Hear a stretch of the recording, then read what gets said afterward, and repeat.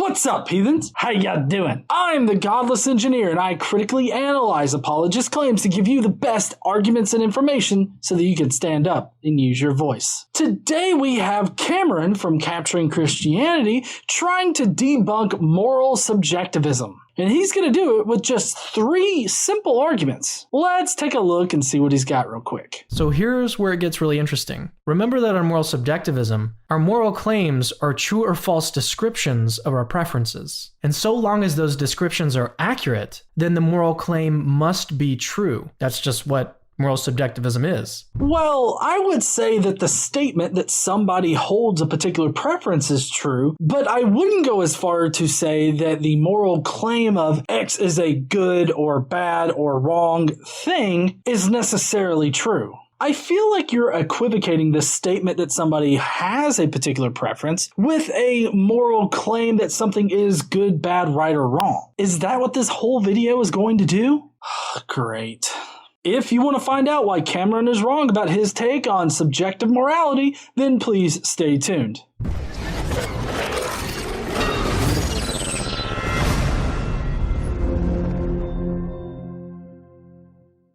First, let me start out by explaining what moral subjectivism really is. Moral subjectivism would be the claim that there's no absolute moral foundation that we all must hold to. Moral foundations are fluid and change depending on the person, place, culture, society, and the time period in which they are living in. A moral foundation is an emergent property of complex central nervous systems. This would explain why our moral foundations change depending on these factors. It would also explain why other organisms seem to have some kind of primitive moral foundation. As a result, this causes a moral landscape that can be thought of as fluid as the sea. Currently, most of the population lives in some kind of society. Being part of that society means that we have some kind of mutually agreed upon set of rules for us to base our moral decisions on. When we determine if something is good, bad, right, or wrong,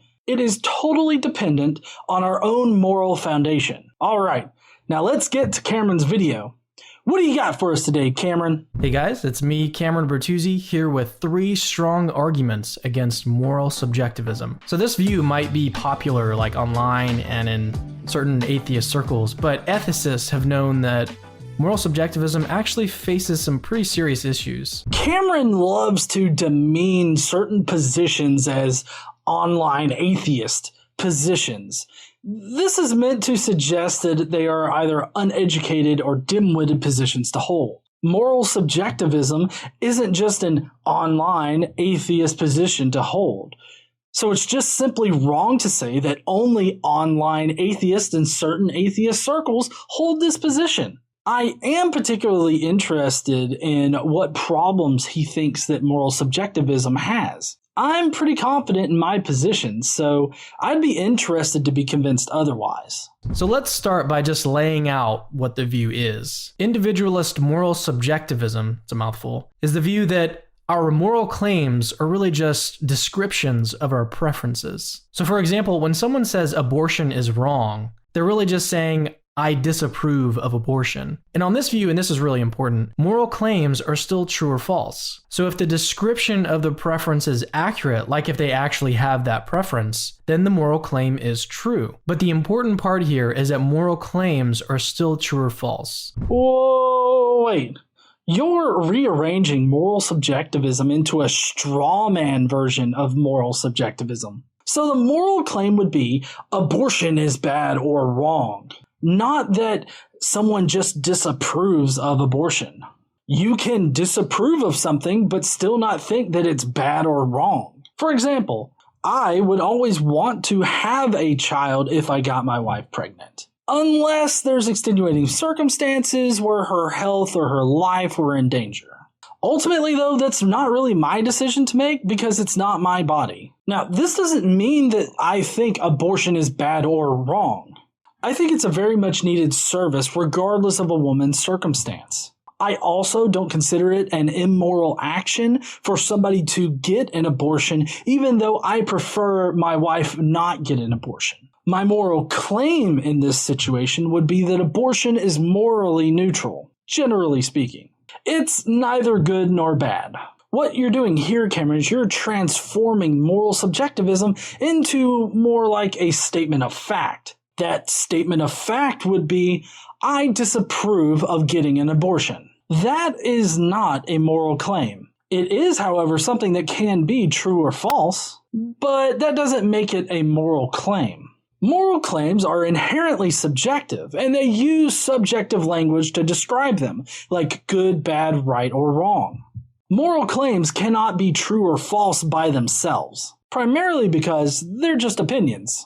We can, however, evaluate our moral claims against other moral foundations. You're just twisting moral subjectivism into something completely different so that you can knock it down easily. Moral subjectivism is sometimes confused with a view called emotivism. Emotivism is the view that our moral claims just reduce to expressions of emotion. So when someone says abortion is wrong, they're really just expressing an emotion like abortion, boo. And so on this view, moral claims are not actually true or false. Just like if I said chocolate ice cream, yuck, like that's not true or false, right? I'm just expressing an emotion in a language that you guys can understand. Well, it's true that those cannot be true or false because they are opinions. Moral claims are just opinions too, so they also cannot be true or false. Also, you're not being consistent in applying the same kind of logic that you did with moral subjectivism. With moral subjectivism, what you did was you turned the moral claim of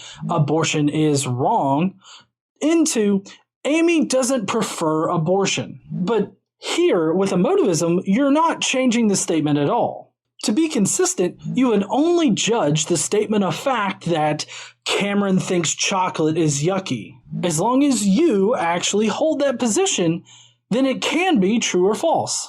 I do think that emotivism is a totally different topic, but essentially they are both just opinions. What you're doing, Cameron, is you're twisting moral subjectivism into something that it's not, so that you can discredit it with whatever poor arguments that you've come up with. And since these two views are radically different, they require their own refutations. Radically different? I just showed how they are essentially the same thing, being opinions, but they're just different topics. They are only radically different if you twist moral subjectivism into something that it's not. All right, so let's switch gears and turn now to the arguments against individualist moral subjectivism. The first argument is that moral subjectivism can't account for genuine moral disagreement. I mean, sure, there's no moral disagreement if you're comparing your moral foundation to, well, your moral foundation. I guess unless you're Gollum or something. Comparing your moral foundation to some other moral foundation out there definitely generates genuine moral disagreement. So it goes like this. Premise number 1. If moral subjectivism were true, then there would be no genuine moral disagreement. Premise number 2. There is genuine moral disagreement. The conclusion, therefore, moral subjectivism is not true.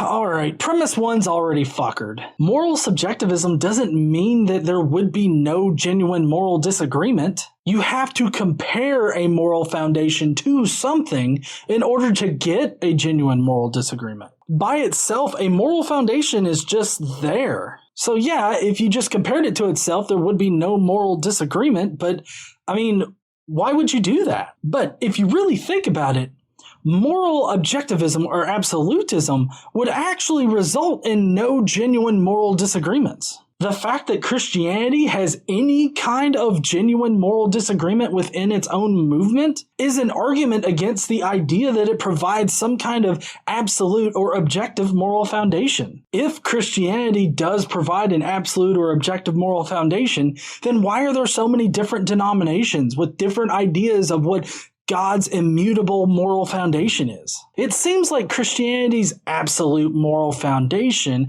is just as fluid as any other societal group's moral foundation. All right, so let's look a little closer at premise 1. If our moral claims are really just descriptions of our preferences, then there actually can't be any moral disagreement. So think about it like this. Joe says abortion is wrong, and Sally says abortion is right. So let's translate these moral claims. Joe is saying, I disapprove of abortion, and Sally is saying, I approve of abortion. But does Joe actually disagree with Sally? Actually, no.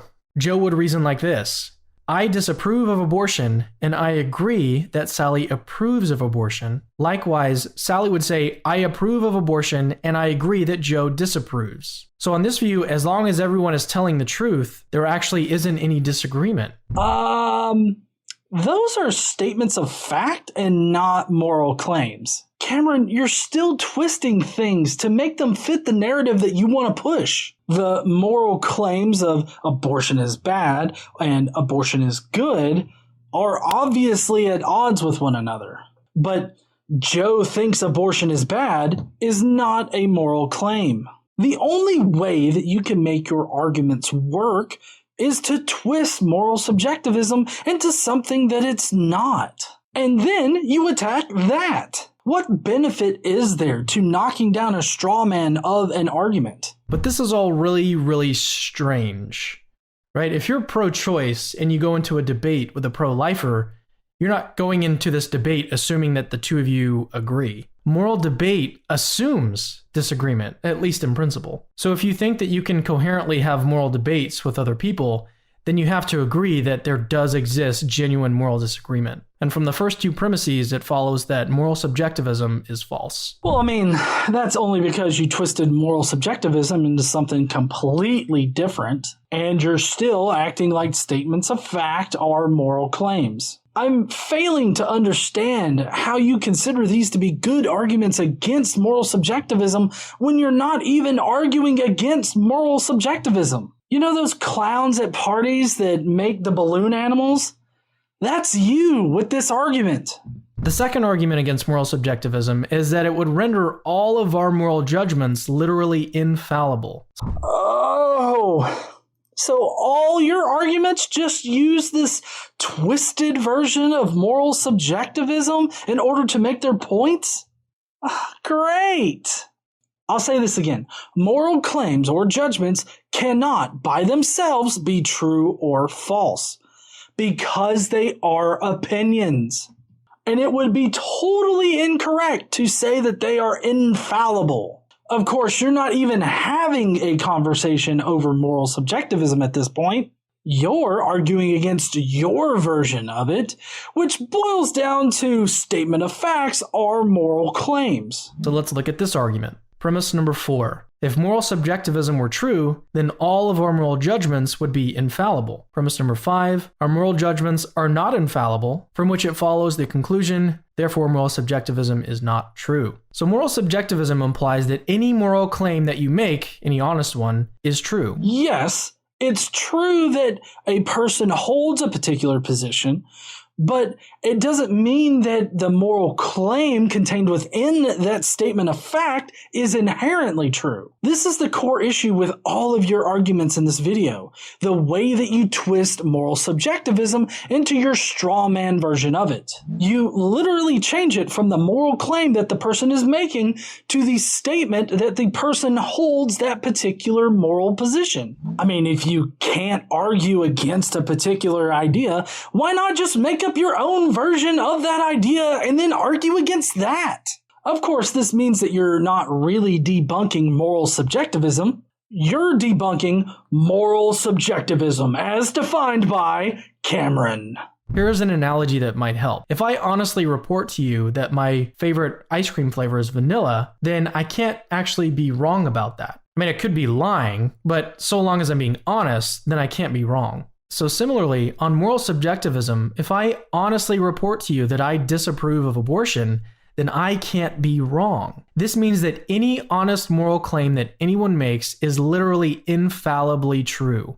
The obvious problem here is that it's extremely presumptuous to think that your beliefs about an entire area of discourse are literally infallibly true, especially about one as so nuanced and controversial as morality. Really? Cameron, I'm fairly certain that you hold to an infallible and immutable moral foundation as provided by your particular deity through your holy book, which was supposedly either written or inspired by God. I am not all that surprised by the fact that you have as much self-awareness as like David Wood or what do you mean? Maybe you should take your own advice here, Cameron, as well as all Christians out there. It's extremely presumptuous for you to think that your beliefs about an entire area of discourse are literally infallibly true. Of course, y'all can just escape this easily by saying, "Oh, well, it's not my opinion. It's God's opinion, and that's what makes it infallible." Yeah, y'all can just use that lifeline, I guess. If it really is God's infallible opinion on morality, then why does it seem to change depending on what Christians collectively think? Why did God at one time command the Israelites to take slaves, but now most, if not all, Christians consider that to be abhorrent? It kind of seems like your infallible moral position has a lot of flaws in it.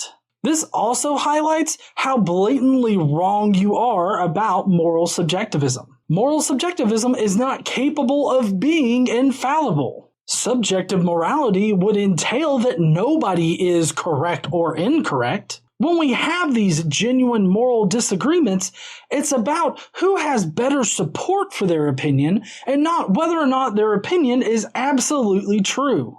Moreover, if everyone is literally infallible about morality, then atheists have to admit that every religious person's views ever have been infallibly correct. I'm going to let your mind wander on that one. And so it follows from premises 4 and 5 that moral subjectivism is not true. Let our minds wander? Fucking where, Cameron? There's nothing here except this fantasy fucking desert that you've created. And no, you haven't shown that moral subjectivism isn't true. We aren't saying that everyone is infallibly correct. In fact, we are saying that everybody has a different opinion on what is moral and immoral. Everyone develops this sense of morality somewhat independently. There are some outside influences that help us develop our sense of morality, but for the most part, we are determining what we think is immoral and immoral. And just like with the scientific method, we accept the fact that we may be wrong about some moral position. If given substantial reason to change our moral position, we generally tend to do so. This is, of course, in contrast to those who think they have an infallible and immutable moral foundation. And it's their specific version of this infallible and immutable moral foundation that is the correct one. Generally, they don't seem to change their minds on a moral position because they have to follow and obey their particular God. Otherwise, spiky dick Satan things. So let's turn to the third argument. This one says that moral subjectivism is incoherent. It goes like this. Premise number 7. If moral subjectivism were true, then there would be true contradictions. Premise number 8. There are no true contradictions. From there it follows moral subjectivism is not true. Actually, I think that absolute morality is rather incoherent with what we experience in reality. The fact that God's immutable moral claims change depending on how Christians interpret his moral commands shows how incoherent objective or absolute morality really is. And what he means by a true contradiction is that a contradiction is true. Cameron goes on to painfully explain what he means by this. He uses himself as an example, saying that he, Cameron, cannot both be a photographer and not a photographer at the same time. He also uses another example of some guy named Frank thinking that it's morally wrong to eat meat, but at the same time thinking that it's morally good or okay to eat meat. He's claiming that on moral subjectivism, both of these positions would be true, and so a quote-unquote true contradiction exists. Then we come to this point. So here's where it gets really interesting. Remember that on moral subjectivism, our moral claims are true or false descriptions of our preferences. And so long as those descriptions are accurate, then the moral claim must be true. That's just what moral subjectivism is. No, that is not what moral subjectivism is. He literally changes the moral claim from murder is wrong to Todd thinks murder is wrong. You're completely changing the statement in order to make it incoherent and infallible. So you're still not describing moral subjectivism. You're describing statements of facts as moral claims, but they are not moral claims. So let's see what happens when we translate Frank's conflicting preferences into a moral claim. It is always wrong to eat meat, and it is not always wrong to eat meat. Moral subjectivism implies that this moral claim has to be true. Again, that's what the view is. However, this claim is obviously contradictory, and so it can't be true. Like, there's no possible world where this claim is true.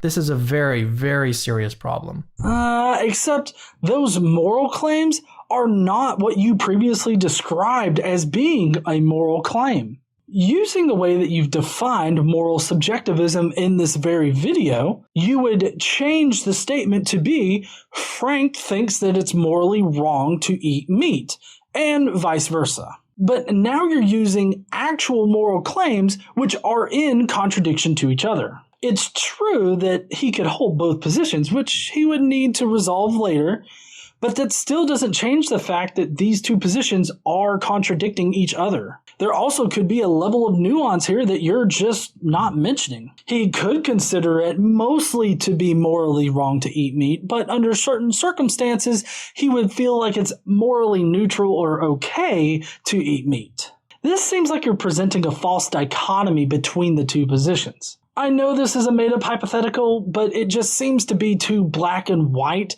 for a conversation on morality. No human's moral preferences are perfectly rational. I mean, we all try to be like as rational as we can, but even professional philosophers have a difficult time weeding out little incoherencies in their beliefs. So unless we grant the really implausible premise that no one that's ever lived has had contradictory preferences about morality, then moral subjectivism implies that some contradictions are true. But since there obviously can't be any true contradictions, it follows that moral subjectivism is not true. But the truth is in the statement of fact and not the moral claim. The moral claims are being wrapped up in a statement of fact, and that is what makes these arguments seem reasonable when really they're just incoherent. Obviously, none of this proves that moral subjectivism is false, primarily because he didn't argue against moral subjectivism. At the beginning of this video, Cameron explains how moral subjectivism is just describing the preferences of a person and that those descriptions are the moral claims. Describing the moral positions that a person holds is not the same as that person asserting those moral positions. Two people can genuinely have contradictory moral positions. Simply stating that those people hold those particular moral positions will always be true unless one of them is lying. Moral subjectivism entails that everybody would develop their own sense of morality. They have decided, either consciously or subconsciously, what is immoral, morally neutral, or morally good. I would assert that the only way to have a genuine moral disagreement is if moral subjectivism is true. On moral absolutism or objectivism, all moral claims should be infallible and immutable. This also makes moral absolutism or objectivism incoherent because we have been unable to show that moral claims are infallible or immutable even within the frameworks that claim to have an immutable and infallible moral foundation. So Cameron, your entire video here is bass-ackwards. Thank you, heathens, for watching today. I hope that you enjoyed it. Please go down below, let me know what you think about Cameron's video. Do you think that he has some good points here, some good arguments against moral subjectivism? Or do you think they're trash? Let me know in the comments below. While you're down there, make sure you smash that like button and subscribe if you like this kind of content. Don't forget to stand up and use your voice. Bye, heathens.